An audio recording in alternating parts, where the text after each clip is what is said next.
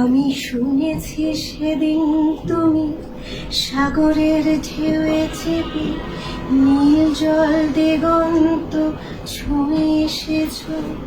একটা ছবি আর একটা ক্যাপশনকে ঘিরে আবার আলোচনার কেন্দ্রে মেহের আফরোজ শাওন।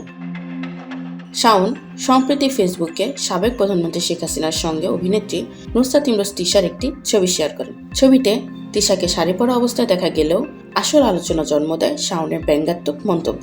ক্যাপশনে তিনি লেখেন, ছবিটা খুব সুন্দর, লিটনের ফ্ল্যাটের রূপকার, উপদেষ্টা পরিচালক সাহেবের স্ত্রীর শাড়িটাও বেশ। এই ছবি বড় করে পাঠিয়ে উপদেষ্টা মহোদয়ের তত্ত্বাবধানে বানানো জুলাই স্মৃতি জাদুঘরে রাখার জোর দাবি জানাচ্ছি। এই বক্তব্যে তিনি স্পষ্টভাবে ইঙ্গিত করেন অন্তর্বর্তী সরকারের সংস্কৃতি উপদেষ্টা মোস্তফা সরোয়ার ফারুকীর দিকে। কিন্তু লিটনের ফ্ল্যাট কেন? 2004 সালে ব্যাচেলর সিনেমা, যেটা সেই ফ্ল্যাট একসময় প্রেমিক প্রেমিকাদের গোপন ঠিকানা হিসেবে আলোচিত ছিল, 20 বছর পর সেই স্মৃতি টেনে আবারও উপদেষ্টা তকমা।